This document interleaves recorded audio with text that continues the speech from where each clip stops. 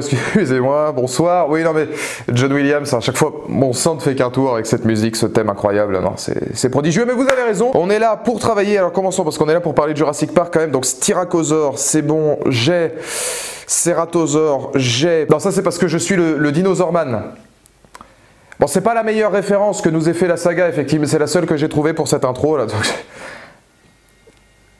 J'ai un Ceratosaure. Bon, par où commencer ?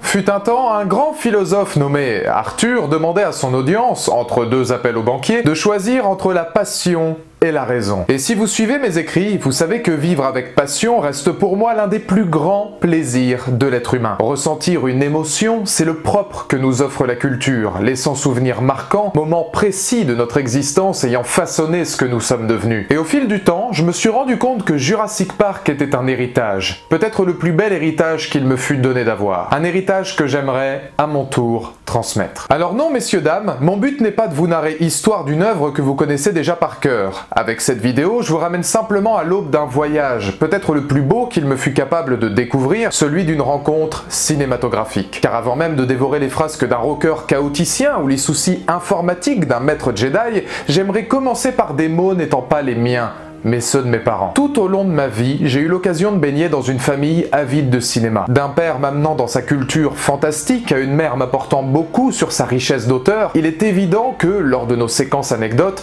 les voir me rappeler ma première rencontre avec Jurassic Park devient très vite émouvant. Émouvant car, au même titre que nous pouvons grandir à la découverte d'un film, l'œuvre de Steven Spielberg sera toujours celle me ramenant en enfance, ayant mis un mot sur mon amour du cinéma, me rappelant les plaisirs d'un gamin fasciné, les yeux rivés devant la télévision à la vue du moindre dinosaure. Petit, lisant le roman de Michael Crichton, Jurassic Park me faisait déjà fantasmer l'irréel, comme une porte d'entrée menant au cinéma. C'est pourquoi aujourd'hui, aussi humble puis-je être face à un tel chef-d'œuvre, à mon tour, le temps de quelques minutes, de rendre à mes parents et à un long métrage culte l'amour que je garderai toujours pour lui. Avec Jurassic Park, je serai toujours l'enfant que j'étais il y a 20 ans. Avec Jurassic Park, je serai toujours le jeune adulte s'arrêtant à chaque magasin de jouets présentant des dinosaures miniatures, tentant de voir si le T-Rex ressemble bien à la version d'ILM. Avec Jurassic Park, j'aimerai toujours le cinéma, son principe d'attraction et le souvenir familial qui en découle.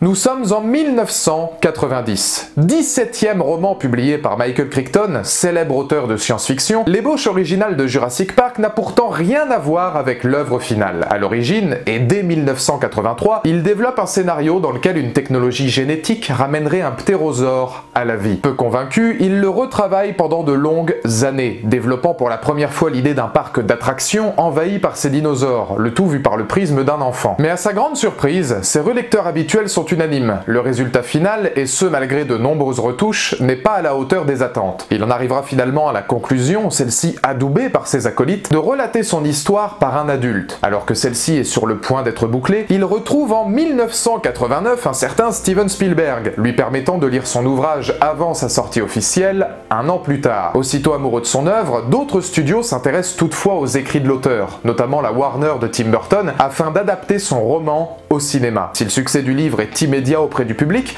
il faudra attendre mai 1990 pour qu'Universal récupère les droits du roman pour un Steven Spielberg concluant sa revanche du Capitaine Crochet. Le projet est lancé, les artistes dans les starting blocks, pour un récital scientifique précieux pour l'écrivain, comme il avait déjà pu le faire dans Monde Ouest, que vous connaissez mieux sous le nom de Westworld, mais les créations et avancées technologiques fascinent l'auteur. In reality, any animal that's been dead for such a long time, they've been gone now for 65 million years, it offers the possibility of us having fantasies about them in all kinds of ways. The genetic engineering is about to be a very widespread technology, and that people will have the capacity to use it frivolously if that's their interest. I fell all over myself to make this movie in front of Michael, doing everything but getting down on my knees and begging him, because I loved the idea of, you know, DNA and dinosaurs in many combinations. Kind of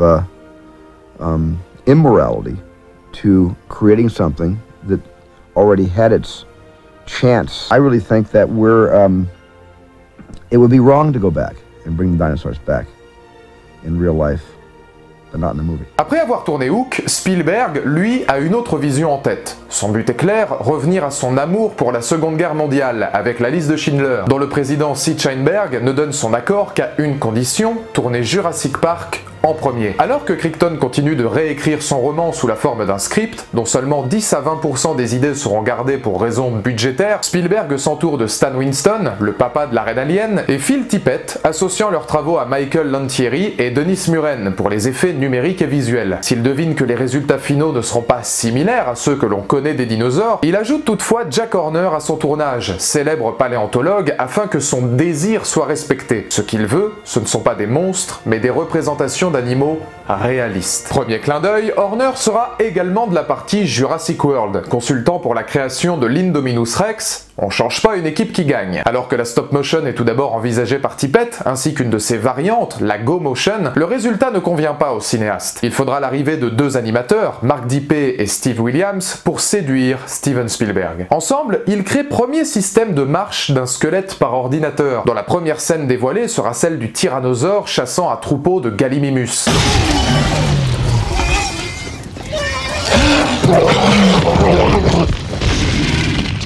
Si Tippett reconnaît ne pas être le plus grand fan des CGI, il accordera cependant qu'à l'inverse de la stop motion, leurs possibilités et surtout leur côté pratique pendant le tournage demeurent avancées sans précédent pour le cinéma. Computer graphics always look kind of weird to me because it's not photographic, right? And it can't be photographic. It can appear to be photographically representational, but it's not. So you shoot a real thing with real light, and it's a different animal. With the stop motion, the go motion, all the planning has to be like really critical because once it's done, nobody can go back in like they do today, and you get like 6 pages of notes from somebody upstairs saying change this, change that, change this, change this, and nowadays you can do hundreds of takes or adjustments on a shot, and back then it was like, no, we pretty much did everything in one take unless something technically went wrong. Pour l'anecdote, Spielberg et Tippett furent tellement impressionnés par ces effets que le réalisateur dira à son camarade « Ton boulot est fini », ce à quoi celui-ci lui répondra « Tu veux dire éteint ».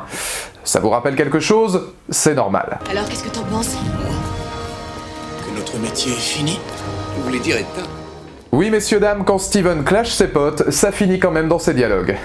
Quel homme. Pendant ce temps, le scénariste David Koepp rejoint également le projet. De nombreuses scènes se voient ainsi supprimées, notamment celle de Compsognathus dévorant un John Hammond bien plus humain que dans sa version littéraire. Crichton dit également adieu à l'une des séquences majeures de son roman, où ces mêmes dinosaures s'échappent de l'île pour dévorer des enfants, jugée trop violente pour Spielberg, qui en fera cependant bel hommage dans la première scène de son Monde perdu. Morale de l'histoire, ne jamais manger de roast beef devant des compises. Souhaitant travailler avec Joseph Manzello, il intervertit également l'âge de Lex et Tim par rapport à l'œuvre originale, ainsi que leurs passions respectives. Joseph Manzello, que vous retrouvez d'ailleurs dans Les Ombres du Cœur, long métrage signé Richard Attenborough, John Hammond en personne. Du côté des adultes, parmi les changements notables à souligner, il fera d'Alan Grant professeur bien plus hostile avec les enfants, afin d'inclure des thématiques proches de son cinéma, comme l'étude d'une fibre parentale ou son sens de la poésie dramatique. Oui, les différences sont nombreuses avec le roman, mais le savoir-faire de Koepp et Spielberg est une bénédiction pour l'équipe, notamment pour leurs acteurs. In some ways, Steven and David are both two of the most courageous filmmakers that we have, and in some ways, I believe, national treasures, because David and Steven both create their vision, and they will not be influenced by what other people want them to do. You know, if Steven wants to create something from another world, like in Close Encounters or E.T., or if he wants to bring dinosaurs to life, he does it, whether people like it or not. And I think that's what makes a true filmmaker. That's what excites me about filmmaking. In some ways, I think director and character are the two most important things. I mean, I wouldn't work with a director if I didn't like the script and the character. I mean, I think that I have to do a film that, when I read it, is the truth to me. Du côté du casting, si Kurt Russell ou encore Harrison Ford sont envisagés pour le rôle de Grant, Spielberg souhaite absolument Sam Neill, se libérant d'un planning extrêmement chargé. Il rencontre alors Jack Horner afin de s'imprégner au mieux de son rôle de paléontologue, tout comme Laura Dern et un certain Jeff Goldblum. Il faudra vous habituer au professeur Malcolm. Choix premier du réalisateur, l'habitué des rôles scientifiques ira même jusqu'à apprendre les lois de la théorie du chaos pour le tournage, auprès de plusieurs connaisseurs. Les rejoindront par la suite le regretté Bob Peck, formidable Robert Muldoon, Richard Attenborough, qui n'avait plus joué en tant qu'acteur depuis 1979, et pour qui Spielberg adaptera les dates du tournage, Wayne Knight, dont on ne connaît toujours pas le mot magique, et Samuel L. Jackson, qu'en théorie, vous devriez connaître. Oui, une fois encore en théorie. C'est ainsi qu'après 2 ans de production, le tournage commence enfin à Hawaï, en 1992. Entre séquences sur l'île de Oahu, avis de tempête et nombreux déplacements, le tournage a des airs de Pékin Express. Hawaï, Los Angeles, Red Rock Canyon, Montana et studio pour l'attaque du tyrannosaure, la visite guidée des States est éprouvante pour Spielberg, notamment quand le travail de ces nouvelles technologies est extrêmement minutieux. Il confiera d'ailleurs que Jurassic Park fut l'un des premiers films qu'il aurait rêvé de tourner en 3D, pensé comme tel, mais impossible à l'époque. Jurassic Park, in a sense, was shot in my mind in 3D, with shots of the animals coming into the lens, and suddenly creatures and people are running toward the camera. There was a lot of, I think, subconscious 3D etiquette in my first approaching the material a long time ago. Never in a second did I ever think that I was going to be making this movie or could be making this movie in 3D, because 20 years ago 3D wasn't ready for prime time. Kitchen scene works great because there's so much distance between the end of the long counters and the door where the 2 raptors enter, so you really get a tremendous sense of perspective, which we never really had before in just 2 dimensions. Mais sachez qu'avec le Steven, peu importe l'adversité, il y a toujours du positif. Dans la section insolite du jour, il profitera par exemple de l'ouragan Iniki pour en filmer une mer déchaînée, qu'il utilisera par la suite dans son métrage, bien que détruisant une partie de l'île. Et quitte à parler météo, la séquence du tyrannosaure s'échappant de son enclos ne sera pas non plus mince affaire. 12 mètres de haut, 6 mètres de long et 4 tonnes à la pesée, l'animal est extrêmement dangereux pour les acteurs, allant jusqu'à voir une équipe de sécurité envahir le plateau afin d'éviter le moindre désagrément. Devant tourner sous une nouvelle tempête, à Los Angeles cette fois, les directeurs artistiques sèchent manuellement la bête lors de chaque prise pour éviter que la pluie ne vienne alourdir la bestiole, la rendant par conséquent inutilisable. Et quand on sait qu'il fallut plus de 16 semaines au designer pour ne serait-ce que recouvrir et sculpter la peau de l'animal, on se doute que la pluie n'était pas la bienvenue. Merde! Mais pour les fans de l'univers étendu, sachez que le mécanisme du T-Rex brisa l'une de ses dents lors de l'attaque. À peine visible à l'écran, ce que Spielberg laissa par la suite. Là-dessus, nouvelle anecdote, les 2 suites que sont Jurassic World et Fallen Kingdom garderont l'impact de la dent brisée sur le design du tyrannosaure. Petit easter egg plutôt bien vu du film original, et logique, car étant le même T-Rex qu'en 1993. J'aime l'idée. John Williams de retour à la bande originale, signant partition iconique, la production s'achève le 28 mai 1993. Si vous l'avez sûrement entendu à de nombreuses reprises, n'oublions pas que la création des cris des dinosaures, pour des besoins réalistes, se fera toujours via l'aide d'animaux réels. La terreur du T-Rex, par exemple, proviendra d'un bébé éléphant au ralenti, d'un tigre, d'un alligator, le tout mixé au chien de l'ingénieur son Gary Rydstrom. Alors oui messieurs dames, la prochaine fois que vous entendrez ça, vous pourrez maintenant imaginer Dumbo nouveau-né. Y a pas de quoi. D'un budget de 63 millions de dollars, et après une gestation de plus de 10 ans, Jurassic Park arrive le 9 juin 1993 sur grand écran, pour une sortie le 20 octobre dans l'Hexagone. Alors attachez vos ceintures, John Hammond avait bien projeté d'avoir des dinosaures dans son parc à dinosaures. Bienvenue à Jurassic Park. Qu'est-ce qu'il y a là-dedans, King Kong? Avant même de rappeler l'impact exceptionnel que put avoir l'œuvre sur la culture moderne, rappelons que le budget de 63 millions de dollars n'est pas tout à fait exact. Jurassic Park, c'est avant tout un travail en amont de plusieurs années pour préparer le public à voir débarquer les dinosaures. Steven Spielberg produit, par exemple, un épisode du Petit Dinosaure en 1988, ainsi que plusieurs documentaires à la télévision afin d'habituer son audience à cette aventure. Universal investit également pas moins de 65 millions de dollars, soit l'équivalent du film, en produits dérivés, passant des accords avec des centaines de marques afin de promouvoir jouets, affiches, jeux vidéo et même comics originaux. Et encore, je ne vous parle pas de son attraction à Hollywood, développée dès 1990 pour un départ en juin 96 et qui coûta à elle seule le double du film original. Bel investissement. Cependant, croyez-le ou non, mais à la sortie du film sur grand écran, l'accueil est mitigé de la part de la presse. Si tout le monde salue l'avancée technologique du long métrage, beaucoup regrettent les changements apportés au roman, ainsi que le côté stéréotypé des protagonistes. S'il devient vite plus grand succès commercial de son temps, dépassant les 900 millions de dollars de recettes, et même le milliard avec sa deuxième sortie en 3D, Jurassic Park ne fait donc pas l'unanimité à sa sortie. Maintenant, est-ce que le Goldblum a pu séduire Lady Di? On le saura jamais.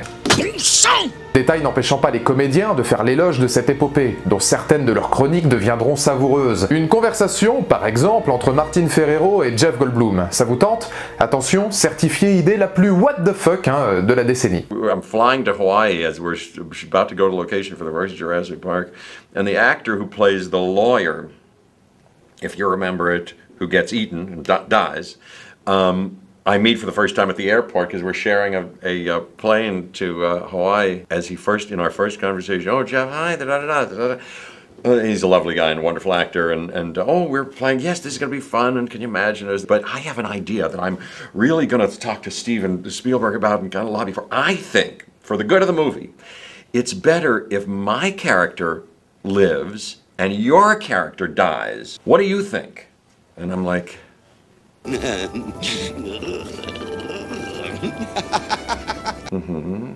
don't know. And it's not just vanity or, stinginess and trying to get your most screen time. You get emotionally involved in the character. You are the character. Who wants to die? Accumulant les records, multiples fois récompensé aux Oscars et phénomène de société, Jurassic Park devient aussitôt iconique. À la fois symbole d'une génération, mais aussi fer de lance d'un nouvel Hollywood. Point d'orgue de nombreux héritiers comme J.J. Abrams, Gareth Edwards ou encore Colin Trevorrow. Oui, l'ensemble de ces cinéastes sont peu à peu devenus, aussi bien dans leur technique que la mise en place de leur narration, comme les fils spirituels de Spielberg. Alors certes, il est évidemment impossible de réduire ces travaux à l'unique performance de Goldblum torse bombé vers la ménagère, ayant façonné le cinéma d'aventure bien des décennies plus tôt. Mais cette histoire, c'est le croisement de chaque lignée autour d'un univers riche en émotions. Voilà pourquoi Jurassic Park se dessine comme attraction absolue. Voilà pourquoi, messieurs Crichton et Spielberg, l'heure est venue de m'adresser à vous. Avec Jurassic Park, vous n'avez pas que proposé une innovation. Que ce soit par votre écriture, votre réalisation ou les travaux de votre équipe, vous avez envoyé le spectateur vers ce que chaque expérience cinématographique devrait être. Un voyage au cœur de l'irréel. C'est peut-être la base de mon analyse, aussi humble soit-elle, car quand votre long métrage, Monsieur Spielberg, sort en 1993, il sort à l'aube d'une époque charnière dans l'industrie du 7e art. Oui, cette décennie marque l'explosion des médias,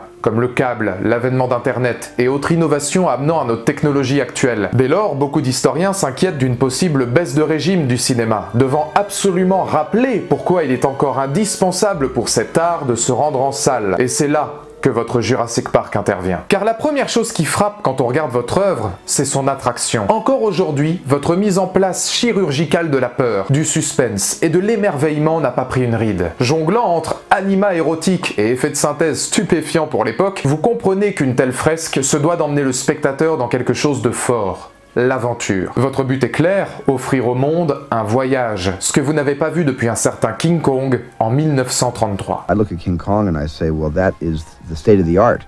1933 was the state of the art. In between 1933 and today, there have not been any real advancements in special effects photography where you have to create a creature that doesn't really exist anymore. You have to animate every nuance, every breath, every muscle wobble, every swallow, every snort, everything has to be thought of because it was very important that if we were going to have dinosaurs in this movie, they would have to look for me as real as though I were watching a National Geographic special on television about giraffe, rhinoceros, and elephant. And if it didn't look as real as a camera can photograph an elephant today, only in our case it's a dinosaur, then I didn't want to do it. Vous mêlez donc personnages ordinaires aux enjeux avant tout humains, comme l'épreuve parentale, l'amour ou simplement la recherche d'une création, à quelque chose finissant par les dépasser. Le comble intervenant par John Hammond, dont les réflexions se veulent fascinantes. Car vous n'en faites pas que figure d'homme dépassé par ses ambitions. Savant fou qu'il aurait été facile de rapprocher à bien d'autres longs métrages. S'il se révèle d'abord comme capitaliste dépensant sans compter, son écriture viendra replacer idées fortes. John Hammond est avant tout représentation d'un homme passionné, qui ne souhaite finalement que la même chose que vous, Monsieur Spielberg, donner vie à une illusion. Avec ce parc,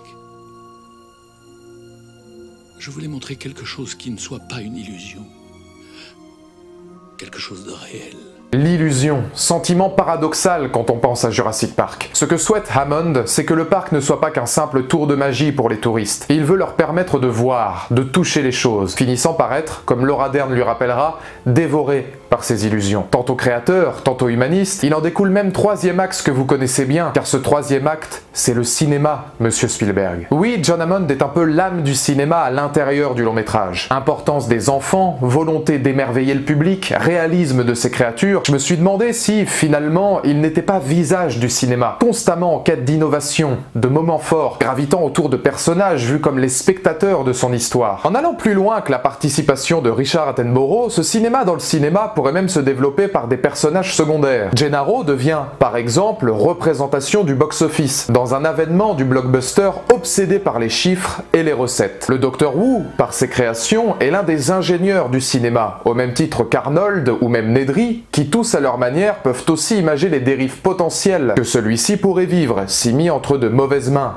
Les dinosaures, eux, étant l'attraction, ou comme le dit Spielberg, les véritables héros du long métrage. Pour moi, il ne fait aucun doute que votre Jurassic Park devient alors mise en abîme d'une réflexion cinématographique. D'une réflexion qui se pourrait même être celle d'un cinéma des anciens temps. D'où ma question en or, jusqu'où pousserez-vous les limites de l'attraction? Professeur Sattler, je ne peux pas croire que vous ne soyez pas familiarisé avec le concept de l'attraction. Car ce que vous faites, c'est redonner vie au cinéma. À une époque où les années 90 signent les prémices des technologies modernes, vous rappelez, monsieur Spielberg, que certaines fresques ne peuvent être dévorées que sur grand écran. Pour la première fois, les dinosaures sont à portée de main, mettant en image nos fantasmes de gosses. C'est justement là que le cinéma des premiers temps intervient. Car il est avant tout celui de l'attraction, quelque chose devant faire croire en l'irréel. À l'époque, courir d'effroi lors de l'arrivée d'un train, ou trembler devant un homme sur grand écran était le symbole même de celui-ci, dont la mise en abîme est forte. N'oublions pas que le 7e art fut d'abord une attraction en lui-même, présent dans les parcs et autres fêtes foraines. Par son prisme narratif, Parc à dinosaures, tout comme son envie de faire croire l'impossible aux spectateurs, vous avez donc réussi à ramener l'attraction dans nos cinémas. Et ce, jusque dans de nombreuses scènes où, par exemple, les scientifiques se dévoilent aux personnages comme par un mécanisme de manège. Évidemment, d'autres le firent avant vous, et continueront de le faire. Mais il y eut un avant et un après Jurassic Park. Un avant et un après ce réalisme troublant et inventif. Réalisme si prenant qu'il en sera d'ailleurs souvent parodié, comme lors d'un Saturday Night Live où la classe de Jeff Goldblum se mêle à l'humour des spectateurs. Tous sont convaincus d'avoir vu de vrais dinosaures à l'écran, aux grandes dames de leurs guests. Was it scary working with all those dinosaurs? What did you feed the dinosaurs?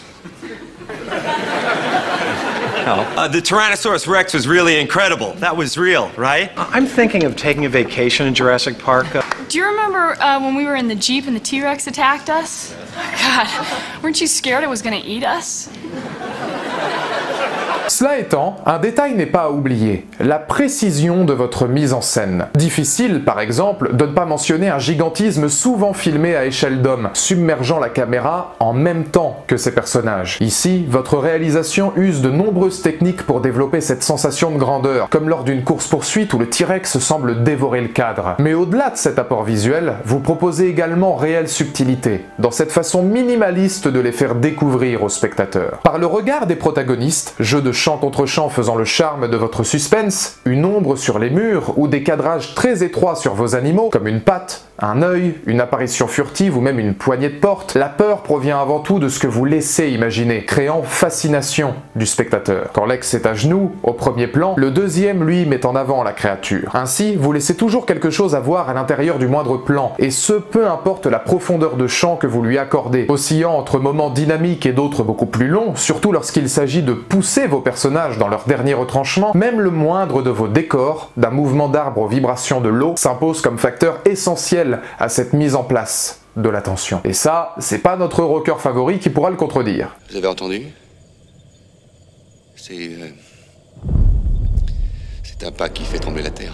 Alors oui, vos créatures sont effrayantes, mais par une aventure prenant des airs de conte familial, Jurassic Park laisse également place à une profonde magie. Vous créez poésie tout au long de vos liens entre personnages, même si vous ne les jugez pas comme les stars de votre œuvre. Là-dessus, j'appelle à la barre l'homme aux techniques d'enseignement les plus borderline des années 90, le professeur Alan Grant. Le pire, c'est que tu es vivant lorsqu'il te dévore. Alors essaie de te montrer un peu respectueux. Je ne saurais mentir, que je sois enfant ou adulte, je n'ai toujours eu Dieu que pour le charisme de Jeff Goldblum. Car c'est ici, en plein cœur d'Isla Nublar, que l'une de mes grandes rencontres artistiques vit le jour. M'amenant par la suite à La Mouche ou même les propositions de Wes Anderson. Ian Malcolm, dans son éloquence naturelle et sa séduction, fut toujours l'homme que je souhaitais devenir, comme un modèle identitaire. Un professeur punchline m'ayant guidé tout au long de ma vie, aussi drôle que cynique. Et puis au passage, quand ta voix française c'est Richard Darbois et que l'intégralité de la VF est absolument excellente dans le film, ça aide bien.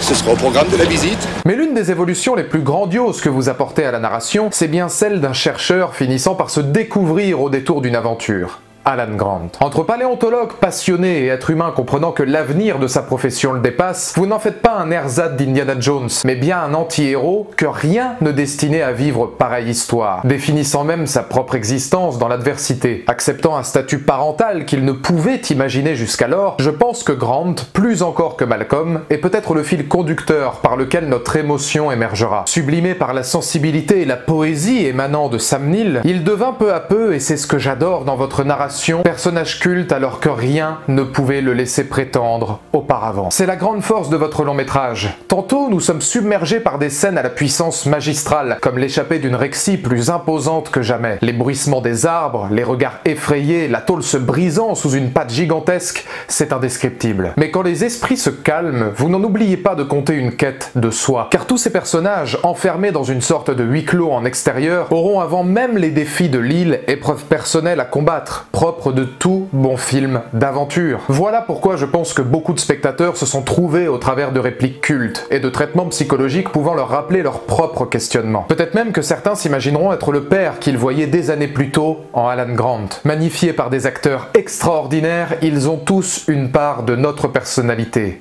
et de nos doutes. Bon, peut-être pas Dodgson, bien plus important dans les romans, mais après tout, comme l'a dit Denis Nedry... Dodgson est parmi nous, Dodgson est là! Tout le monde s'en fout.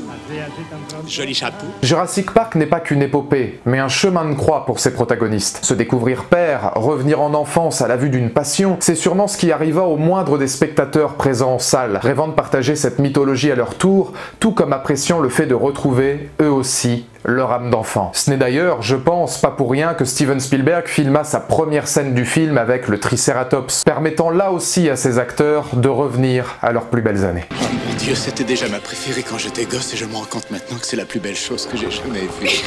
Colin Trevorrow l'aura compris dans son Jurassic World, vivre ce genre d'expérience cinématographique, c'est vivre un rêve de gosse. Imposant les idées d'un parc ouvert au public, il poursuit et offre ce que vous, messieurs Spielberg et Crichton, avez créé il y a 27 ans. Et c'est là que je tiens à vous remercier. Avec Jurassic Park, vous n'avez pas fait que mettre un mot sur ma cinéphilie, bercé par sa bande originale et m'imaginant aventures extraordinaires. Ce que vous avez fait, c'est lancer une culture m'amenant peu à peu à réfléchir au monde qui m'entoure. C'est par cette nostalgie pour une œuvre culte que je revois aujourd'hui les centaines d'heures à refaire le film avec mon père, sans qui je n'aurais jamais pu découvrir autant de longs métrages. Je pense que pour beaucoup, Jurassic Park est un lien générationnel, nous rapprochant des gens qu'on aime. Je ne compte plus les heures passées avec Mathieu Blom et Ivan Martin, aujourd'hui comme des frères, à reprendre diverses anecdotes de cette épopée lors de chaque conversation. Si je n'étais pas tombé amoureux du moindre plan, de la moindre réplique m'amenant à découvrir plusieurs de mes acteurs fétiches, comme Jeff Goldblum, je ne serais même sûrement pas ici, maintenant, à déclarer mon amour sur YouTube. Car il n'y a pas de hasard dans la vie, seulement des rendez-vous. Et aussi idiot cela puisse être, tant nous sommes nombreux dans cette optique, Jurassic Park fut mon rendez-vous. Élément fondateur de mon amour pour le cinéma, celui qui me transporte, me donne des frissons et me poussera toujours à savourer l'odeur du popcorn quand les lumières d'une salle viennent à s'éteindre. Je ne saurais mieux exprimer que par ce mot,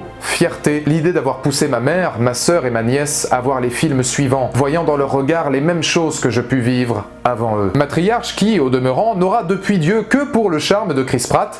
Entre lui et Jeffrey Dean Morgan, je suis ravi d'avoir pu rendre service. Madame hors demande ?